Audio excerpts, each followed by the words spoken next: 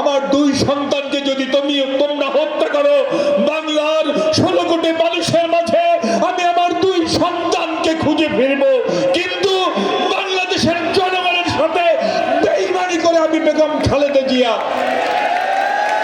ক্ষমতায় যাব না। যখন ব্যর্থ হলো, ওই হাসিনার কাছে গেল।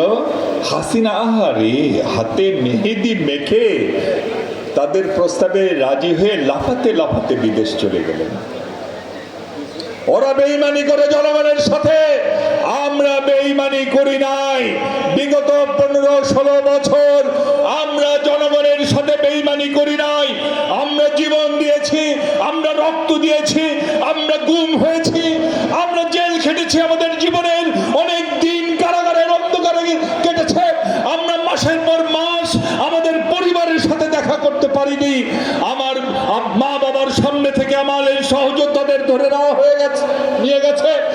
ছোট ছোট ছেলে মেয়েদের জড়িয়ে ধরেছিল, সেখান থেকে জোর করে টেনে হেঁচড়ে আমাদের ভাইদের ধরে নিয়ে গেছে। কিন্তু আমরা জনগণের সাথে বেঈমানি করি নাই। এখন নির্বাচন এসেছে, জনগণ কাকে ভোট দেবে? জনগণ তাদেরকেই ভোট দেবে যারা জীবনে কোনোদিন তাদের সাথে বেঈমানি করে নাই। জনগণ কি তাদের ভোট দিবে যার চান্স পেলেই কখনো স্বৈরাচারের পকেটে ঢুকেছে, কখনো হাসিনার ভ্যানিটি ব্যাগে ঢুকেছে? দিবে? আর ছোট ছোট বাচ্চাদের কথা নাই বললাম। ভাইরা আমার, তাই বিশ্বাস রাখুন, আস্থা রাখুন, এদেশের জনগণ আমাদের সাথে আছে, ইনশাআল্লাহ আগামীতেও থাকবে। কারণ আমরা তাদের সাথে কখনো কোনো দিন বেঈমানি করি নাই, আগামীতেও করবো না ইনশাআল্লাহ। শহীদ আমার হোক দেশ নেত্রী বেগম খালেদা। সবাই প্রস্তুত? প্রস্তুত তো? নির্বাচন নিয়ে নানাজন নানা কথা বলছে, যারা বলবে। কিছু লোক তো উল্টো পথে হাঁটবেই, ও সবই কিছু জয় আসে না। নদী যখন সাগরের কাছে এসে পড়েছে, সাগরে সে মিলবেই। সুতরাং নির্বাচন হবেই। নির্বাচনের জন্য জনগণের কাছে আমাদের যেতে হবে। তবে আমাদের অ্যাকাউন্টে জনগণের অনেক ভালোবাসা আছে। কারণ কি জানেন? বিএনপি কখনো এই দেশের জনগণের সাথে বেঈমানি করে নাই। যখন শেখ মুজিব পালিয়ে গেছেন পাকিস্তানে, যখন তোফায়েল আমু সাহেবরা পালিয়ে গেছেন ভারতের বিলাসবহুল হোটেলে থেকে, ঘুমের মধ্যে যুদ্ধ করেছেন আর কাঁচের পাত্রে রঙিন তরলে ঝড় তুলেছেন, তখন আমার নেতা নিজের স্ত্রী সন্তানকে গান পয়েন্টে রেখে এসে স্বাধীনতার ঘোষণা দিয়েছেন। পারবেন কেউ নিজের স্ত্রী সন্তানকে শত্রুর মধ্যে রেখে শত্রুর বিরুদ্ধে স্বাধীনতা ঘোষণা দেওয়ার ক্ষমতা কারো আছে? আমাদের নেতার আছে, জিয়াউর রহমানের আছে। জনগণকে অসহায় অবস্থায় রেখে উনিও কিন্তু তোফায়েল সাহেব, নাসিম সাহেবদের মতো পালিয়ে যেতে পারতেন। আমাদের নেতা আসলেই পালায় না। এবার আসেন, অবশ্য টুকু মনে অনেকক্ষণ দিয়ে ফেলছি আর কি। ঠিক আছে, শেষ করব। 82 সালের 24শে মার্চ যখন হোসেন মোহাম্মদ এরশাদ কোনো কারণ ছাড়া, আরে ভাই কোনো কারণ নাই, কেবল নতুন রঙিন টেলিভিশন চালু হয়েছে, হোসেন মোহাম্মদ এরশাদের স্ত্রী বেগম রওশন এরশাদ বললেন যে এই রঙিন টেলিভিশন তো দেখলাম, কিন্তু এই সাত্তার সাহেবটাকে কেমন বুড়া বুড়া লাগে, ভাল লাগে না। দ্বিতীয় দিনে একই কথা বললেন, না দূর, কি সব প্রতিদিন রঙিন টেলিভিশনে বুড়া লোকটার ছবি দেখি, ভাল লাগে না। তৃতীয় দিন যখন আবার বললেন, আদুর রোজ রোজ এই বুড়ো লোককে রঙিন টেলিভিশন আমার দেখতে ইচ্ছা করে না, তুমি কি একটা কিছু করবা? বিনা কারণে একটা নির্বাচিত সরকারকে ক্ষমতা থেকে উৎখাত করেছিলেন হোসেন মোহাম্মদ এরশাদ। তারপর তার বিরুদ্ধে আমরা আন্দোলনে নামলাম। ভাই, সে কি আন্দোলন! যে আন্দোলনে আমরা অনেক ভাইকে হারিয়েছি, আমাদের অনেক বোনকে হারিয়েছি। জাফর জয়নাল, দীপালি সাহা, প্রিন্স, মাহমুল হক, বাবলু সহ কত শত নেতা কর্মীদের আমরা হারিয়েছি সেই আন্দোলন। যে আন্দোলন 86 সালের আমরা হোসেন মোহাম্মদ এরশাদের পতন ঘটানো প্রায় নিশ্চিত।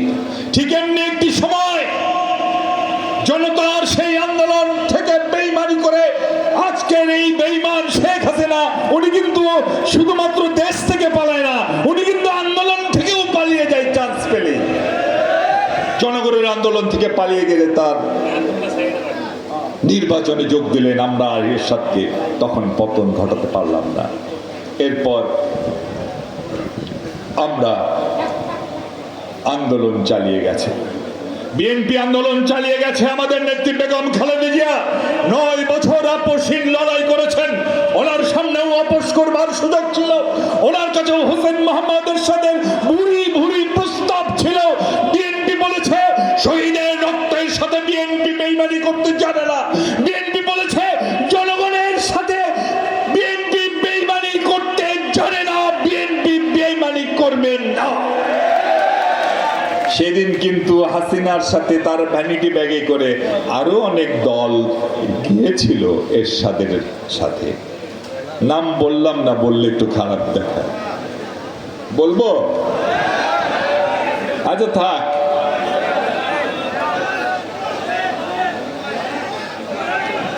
ভাই আমার 1-11-র পর ওই ফখরুদ্দিন, মঈনুদ্দিন গং যখন শেখ হাসিনাকে গ্রেপ্তার করলো, ওনার দলের বড় বড় নেতা কেউ তার সেই গ্রেপ্তারের বিরুদ্ধে বিবৃতি দেয় নাই, বেগম খালেদা জিয়া দিয়েছিলেন।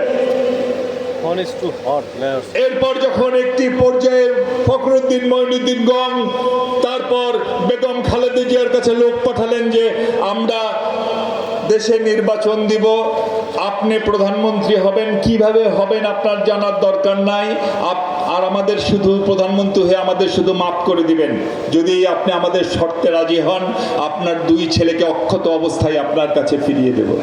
জেলখানায় যখন বেগম খালেদা জিয়া জেলখানায় ছিলেন, তখন বেগম খালেদা জিয়া বলেছেন এই সাহস হলো কিভাবে তুমি তোমাদের আমার কাছে এই প্রস্তাব পাঠানোর?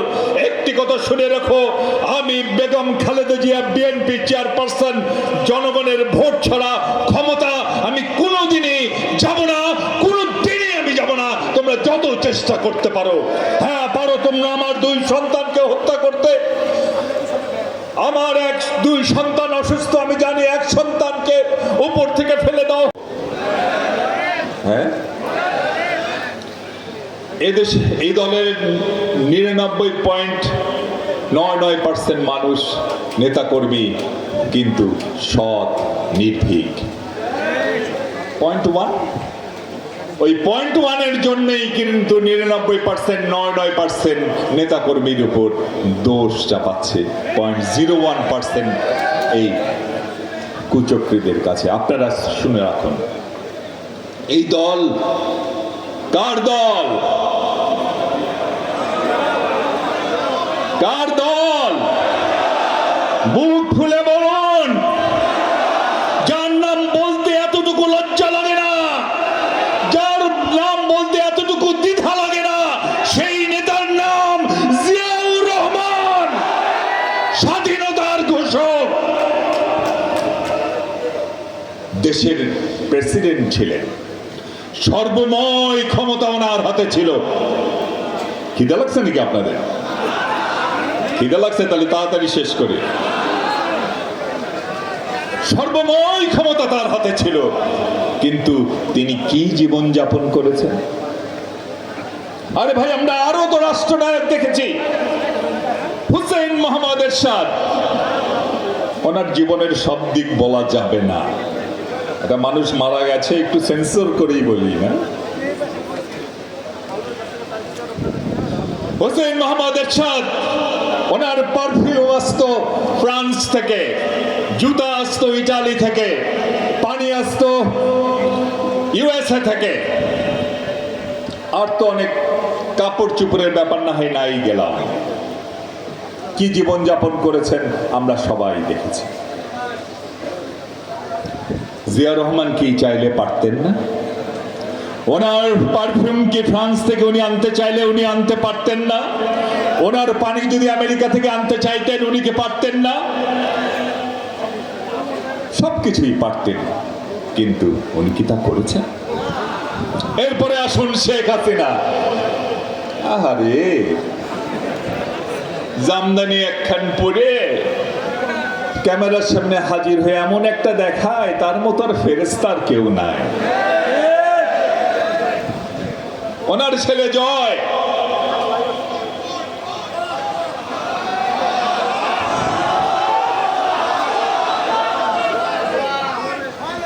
কি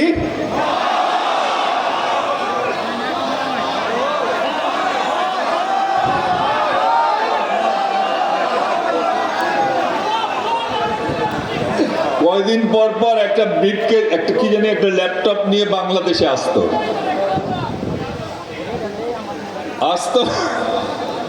ভাবতো এমন যে উনি,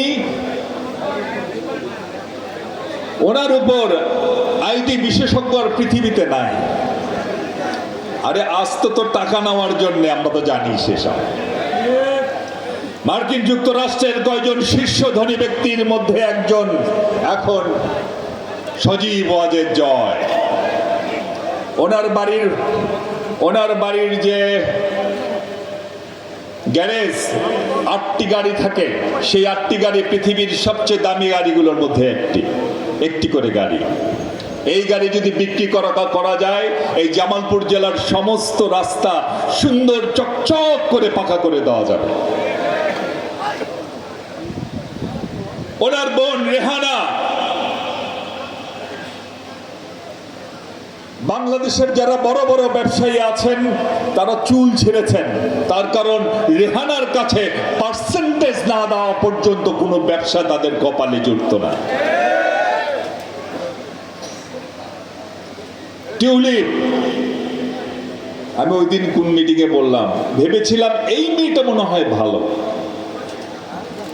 লন্ডনে সে এমপি হচ্ছে, মন্ত্রী হচ্ছে, হোক শেখ হাসিনার আত্মীয়, কিন্তু ভালোই লেগেছিল। পরে দেখলাম শেখ পরিবারের ভালো হওয়ার সুযোগ নাই।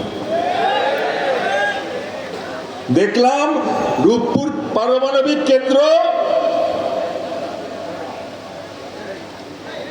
$8 বিলিয়ন প্রজেক্ট, যেটা হয়ে গেছে $12 বিলিয়ন, শুরু হওয়ার আগেই $4 বিলিয়ন চলে গেছেন, মালিক হয়ে গেছেন টিউলিপ, শেখ হাসিনা, শেখ রেহানা, জয় এবং বোনটার নামটা কি, ওই যে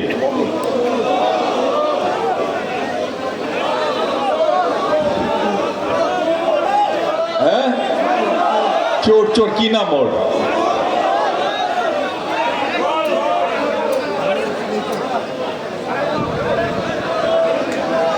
পুতুল।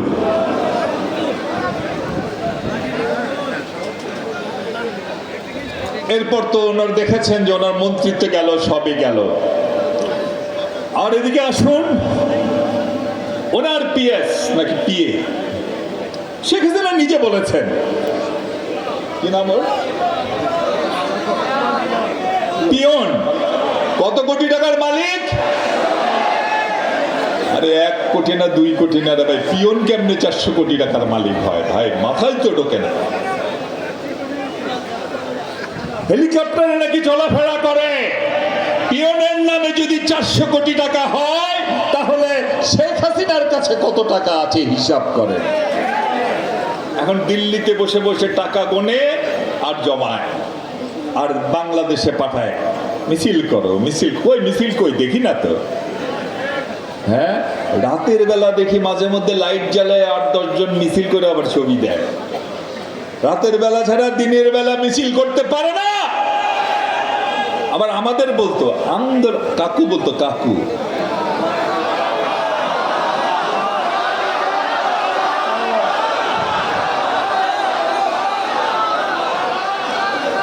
পার্টি তো আর পার্টি নাই কাকু, ওইটা তো নাইট ক্লাব হয়ে গেছে। রাত ছাড়া মিছিল করে না, তাও 5-6 জনের বেশি না।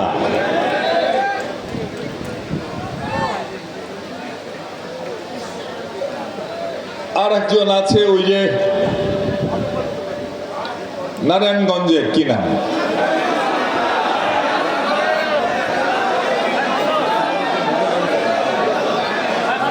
নারায়ণগঞ্জের কি বলে, শামীম ওসমান বলে আমি ছোটবেলা থেকেই খেলি। খেলা হবে, খেলা হবে নাকি, কই মাঠ তো ফাঁকা, খেলোয়াড় দেখি না। আহারে শামীম ওসমান সাহেব, কই আমরা তো মাঠে, আমরা তো খেলোয়াড় দেখি না, এত বড় খেলোয়াড় গেল কই? বোরখা, সব আওয়ামী লীগারই কি একটা করে বোরখা রাখে নাকি সাথে? হ্যাঁ, এরা দেখা যাচ্ছে না, সবাই কি বিদেশ চলে গেছে নাকি? নাকি বোরখা পরে ঘোরে রাতের বেলা, দিনের বেলা?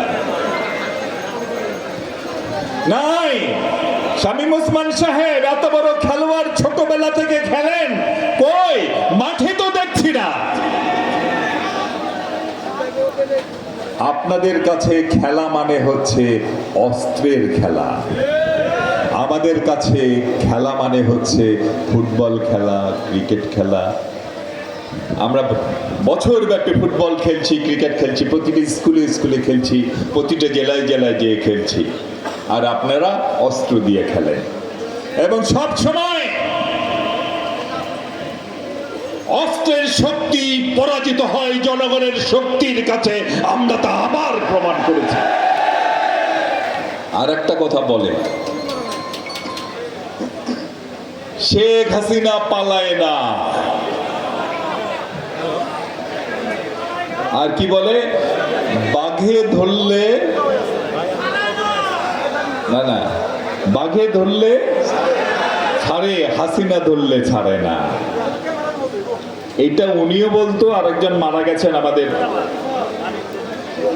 সুরঞ্জিত সেনগুপ্ত, উনিও বলতো হাসিনা ধরলে নাকি ছাড়ে না। এখন সুরঞ্জিত সেনগুপ্ত তো নাই, উনি চলে গেছেন। শামীম ওসমানকে বলি, একটু মোদি সাহেবের কানে কানে বলেন, হাসিনা ধরলে কিন্তু ছাড়ে না। যেভাবে মোদি বাবুর পা ধরে বসে আছে হাসিনা, ওই পা তো আর ছাড়বে বলে মনে হচ্ছে না।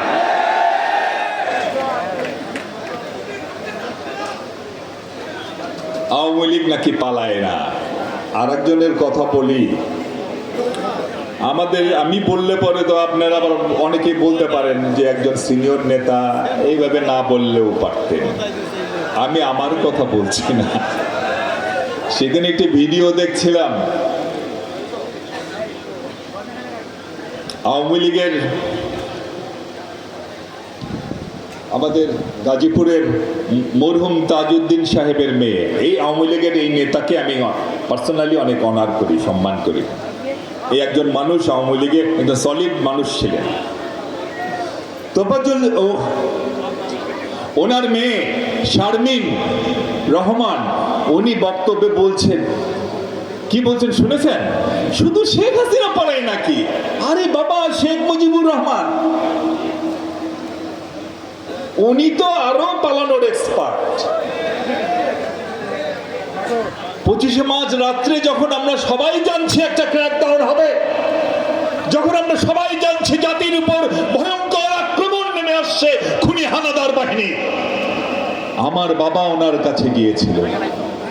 আমার বাবা গিয়ে দেখে নেতা ওয়াশরুমে গেছেন, ওয়াশরুম থেকে গোসল টুসল করে সাদা পাঞ্জাবি পরে বের হয়েছেন, কাপড় চোপড় গুছিয়ে নিয়েছেন আত্মসমর্পণ করবার জন্য। মানে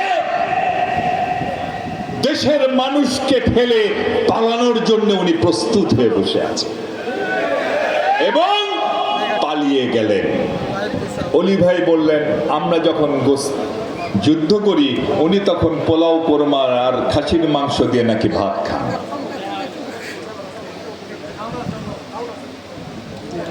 ভাইরা আমার, তো আমি যে প্রসঙ্গটি বলতে গিয়ে শেষ করতে পারিনি, এবার সেই প্রসঙ্গে আসি। জিয়া রহমানের সৈনিক আমরা। জিয়া রহমান ছেঁড়া রিপু করা কাপড় পরতেন, যেখানে এরশাদ হাসিনার জীবন আমি বলছি। রিপু করে কাপড় পরতেন। ওনার ছেলেকে ওনার প্যান্ট কেটে, উনি যখন প্রেসিডেন্ট, ওনার প্যান্ট কেটে ছোট করে সাইজ ঠিক করে ওনার দুই সন্তানকে পড়াতেন, উনি যখন দেশের প্রেসিডেন্ট। সেই দলের নেতা কর্মী আমরা, সেই নেতা কর্মী আমরা। আমাদের বিরুদ্ধে সব অভিযোগ আসতে পারে, কিন্তু দুর্নীতির অভিযোগ বিএনপির 0.01% নামেও আসুক, তা আমরা চাই না। মনে রাখবেন, বিএনপি, আপনি জিয়া রহমান দল করে দুর্নীতি করা ভাই হারাম।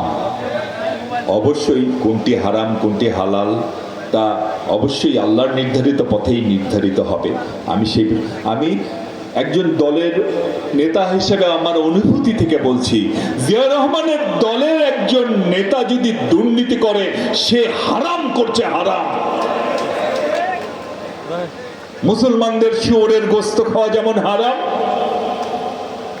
হিন্দু ভাই বোনদের যেমন গরুর গোশত খাওয়া হারাম, বিএনপির নেতা কর্মীদের ওই বাস স্ট্যান্ডের টাকা নেওয়া, ট্রাক স্ট্যান্ডের টাকা নেওয়া, পরিবহন চাঁদাবাজির টাকা নেওয়া, ওই অন্যের জমি দখল করা, বিভিন্ন মার্কেটের টাকা নেওয়া, এটা ভাই হারাম। যদি কেউ করেন, মনে করবেন আপনি কচকচ করে শুয়োরের গোশত খাচ্ছেন।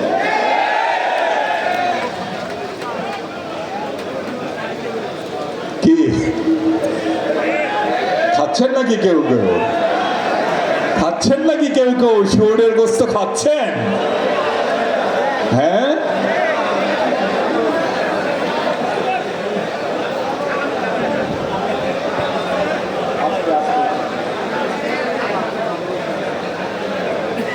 সামনে নির্বাচন, ইউনূস সাহেব ঘোষণা দিয়েছেন নির্বাচন হয়। আমার ইচ্ছা ছিল এক সময় সাংবাদিক হওয়ার, বিবিসি সিএনএন এর সাংবাদিক, ডিসকভারির সাংবাদিক হওয়ার ইচ্ছা ছিল। খুব ভালো লাগে, ওরা কি ওদের লাইফটা খুব থ্রিলিং, কিন্তু ক্যামেরার এই পাশেই থেকে গেলাম, ওই পাশে আর যাওয়া হলো না। সাংবাদিক ভাইরা বোনেরা, আজকে সম্মেলন, আমি ইদানিং সারাক্ষণই একটা টেনশনে থাকি। কোনো কিছুই তো আমাদের সবকিছুই নিয়মের মধ্যে চলে, আমরা ইচ্ছে করলেই নিয়মের বাইরে যেতে পারি না। কিন্তু মাঝে মধ্যে চিন্তা হয়, আমার হাত দিয়ে রাজপথের লড়াকু কোনো সৈনিক ছিটকে পড়বে না তো?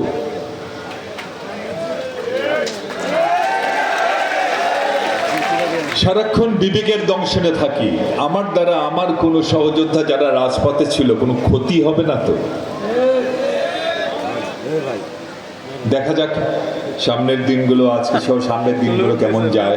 সবসময় চায় যে মৌসুমী পাখিদের কাছে যেন দলের নেতা কর্মীরা ছিটকে না পড়ে।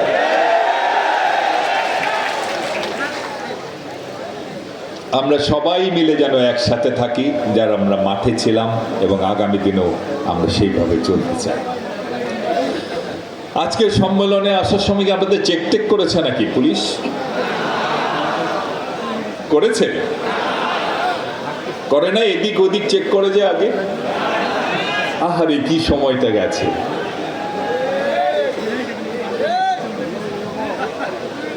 একটা পলিটিক্যাল পার্টি, যে পার্টি বারবার ক্ষমতায় ছিল, সেই পার্টি একটি প্রোগ্রাম করবে, তার জন্য আমাদের ঘরে ঘরে ধর্ণা দিতে হয়েছে।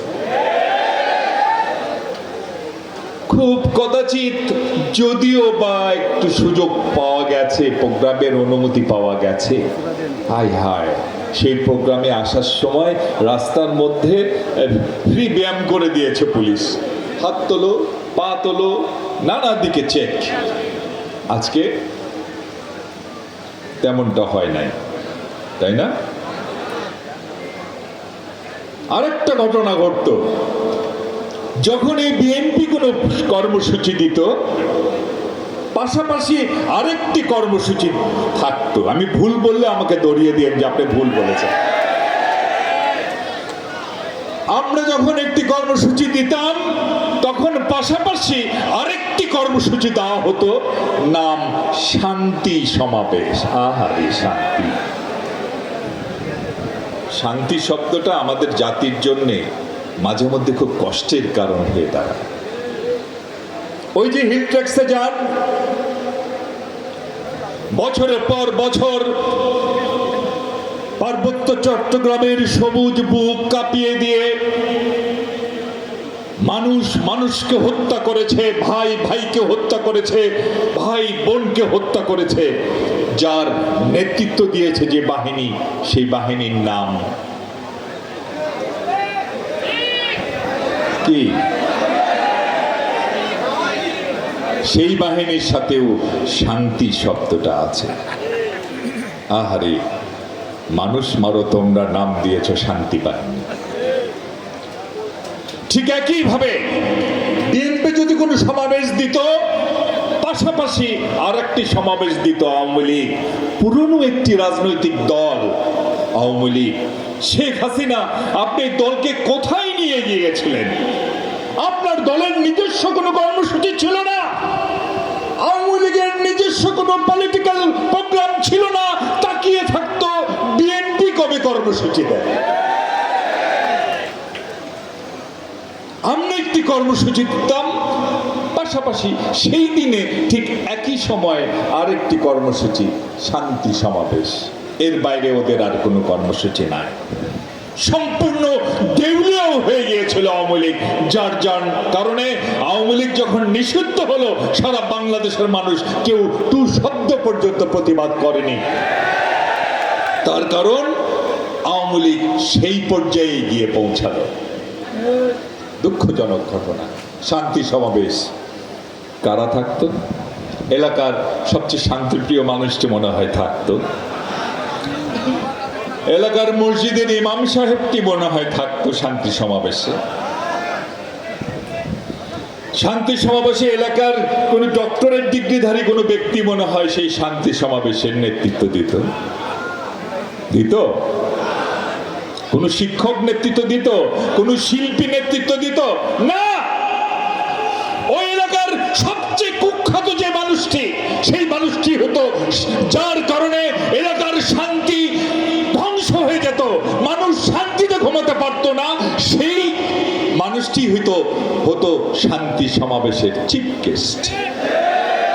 আহারে, কালে কত দেখবো আর, ছুচোর গলায় চন্দ্রহার। সে কি বক্তাদের নাম? কারো নাম গাল কাটা অমুক, কারো নাম পেট কাটা অমুক। ওরা হচ্ছে সেই শান্তি সমাবেশের বক্তা। ওই সমাবেশের পাশ দিয়ে গেলেই অদ্ভুত রকমের শব্দ শোনা যেত। টং টং ঢং ঢং করে আওয়াজ শোনা যেত। এই শব্দ কিসের আওয়াজ? কোমরে থাকা অস্ত্রের আওয়াজ।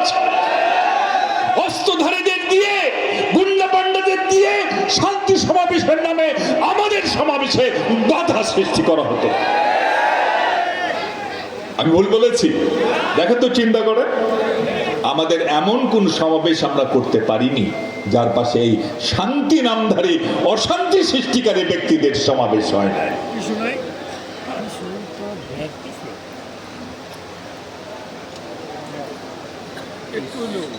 ভাই বাবা,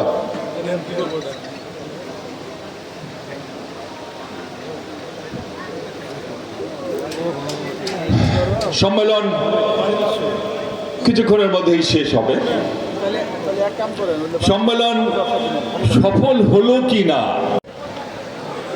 সম্মানিত ময়মনসিংহ বিভাগীয় সাংগঠনিক সম্পাদক, আমি আগেই বলেছি অনেক পরিশ্রম করে যাচ্ছেন, জনাব শরীফুল আলম, সহ সাংগঠনিক সম্পাদক, প্রিন্স ভাইয়ের নাম তো মনে বলি নাই নাকি? বলছি তো, হ্যাঁ। সহ সাংগঠনিক সম্পাদক, আপনাদেরই সন্তান